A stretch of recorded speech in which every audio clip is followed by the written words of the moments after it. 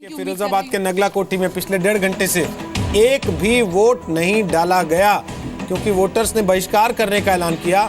उनका कहना है कि अंडरपास की मांग हमने की थी, वो पूरी नहीं हुई, लिहाजा हम वोट नहीं डालेंगे।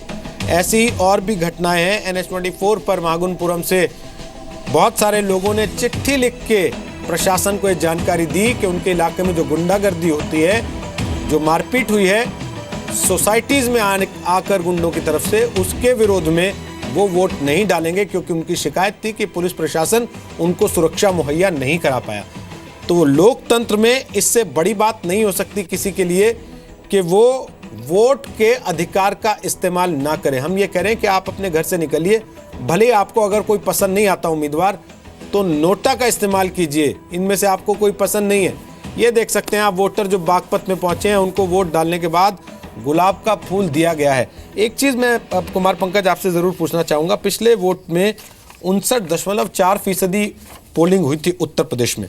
हालांकि सुबह से लंबी लंबी लाइनें हैं, जोश भी दिख रहा है लोगों में, और पूजा कह रही थी कीवर्ड विकास है इस बार। तो आपको लगता है कि वोटिंग परसेंटेज जो पिछला कुछ रुझान रहा है 3-4 साल में बढ़ने का, उसका असर उत्तर प्रदेश में भी दिखेगा?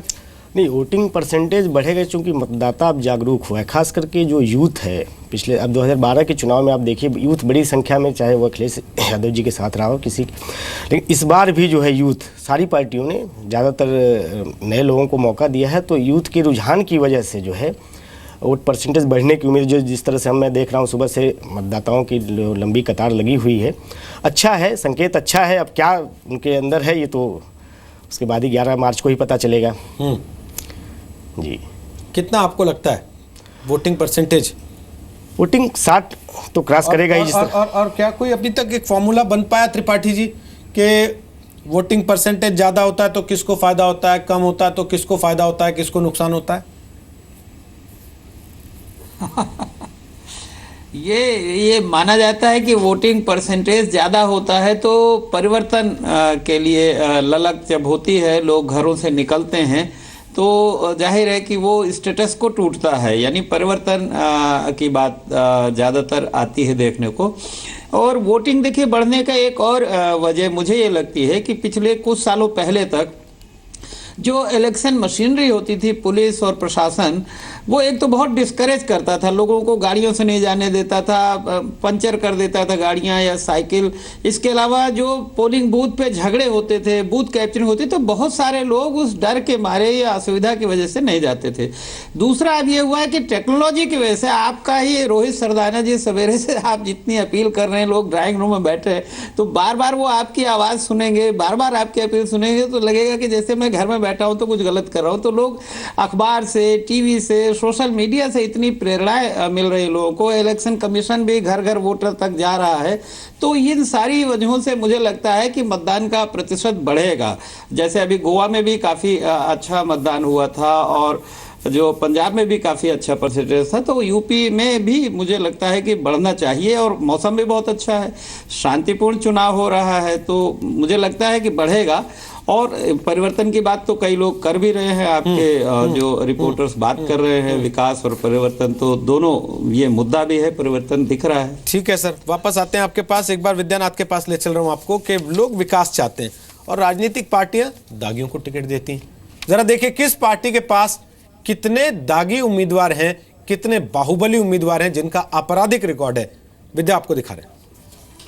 जी रोहित, अभी आप बात कर रहे थे कि कुछ इलाके ऐसे भी हैं जहां पर लोगों ने वोट ना देने का फैसला किया, यानी कि बहिष्कार का फैसला किया है, क्योंकि वहां पर वो अपराधियों की वजह से, अपराध की वजह से परेशान है। लेकिन जब भी चुनाव आता है, चुनाव से पहले प्रचार की बात हो, उसमें बड़ी बड़ी बातें होती हैं, लेकिन दागियों को टिकट दे दी जाती है, चाहे वो जेल की हवा खा रहे हो, ऐसे उम्मीदवारों को मैदान में उतार दिया जाता है। तो अपने दर्शकों को बताते हैं कि इस बार उत्तर प्रदेश में कौन सी पार्टी ने कितने प्रतिशत अपने दागी उम्मीदवारों को टिकट दिया है, मैदान में उतारा है।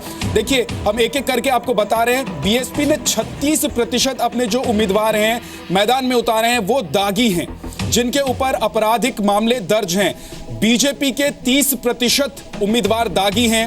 दूसरे नंबर पर आप कह सकते हैं कि उम्मीदवारों की लिस्ट जारी करने में जो दागी नाम है उसके मामले में बीजेपी है। आरएलडी के 26% उम्मीदवार ऐसे हैं जो दागी हैं, जिन पर गंभीर मामले दर्ज हैं, आपराधिक गंभीर मामले दर्ज हैं। इसके अलावा अगर समाजवादी पार्टी की बात करें तो 13% ऐसे उम्मीदवार हैं जो दागी हैं, गंभीर आरोप जिन पर लगे हुए अपराध के। ये आंकड़े बताते हैं कि पार्टी चाहे कोई भी हो रोहित, लेकिन तमाम जो पार्टियां हैं वो जीत के लिए दागी उम्मीदवारों को टिकट देने में पीछे नहीं रहती है। चलिए वापस आएंगे आपके पास विद्या, और आंकड़ा दिखाइएगा। देखिए कल भी हमने ये कहा था कि सब राजनीतिक पार्टियां ये दावा करती हैं कि अपराध मुक्त उत्तर प्रदेश बनाना चाहते हैं, और सब राजनीतिक पार्टियों ने पहले ही चरण में कम से कम 30% के आसपास ऐसे उम्मीदवार उतारे हैं जिनका खुद का आपराधिक रिकॉर्ड है, जिन पे अपहरण फिरौती के आरोप हैं, जिन पे मर्डर की कोशिश के आरोप हैं, जिन पे छेड़खानी के आरोप हैं, बलात्कार की कोशिश के आरोप हैं। तो इसका मतलब यह है कि रेनकोट पहन के बाथरूम में नहाने की कला राजनीतिक पार्टियों को भी खूब आती है। छोटा सा एक ब्रेक ले रहे हैं, ब्रेक के बाद वापस आएंगे।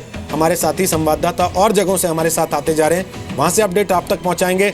और आप अगर खुद को देखना चाहते हैं यहाँ मेरी जगह टीवी स्क्रीन पर, तो ऐसे आप आ सकते हैं। #यूपी पोल्स के साथ अपनी तस्वीर डालिए, स्याही लगी उंगली वाली, कि आपने वोट डाला है आज, और उसके बाद वो तस्वीर हम आपको दिखाएंगे जी न्यूज़ पर।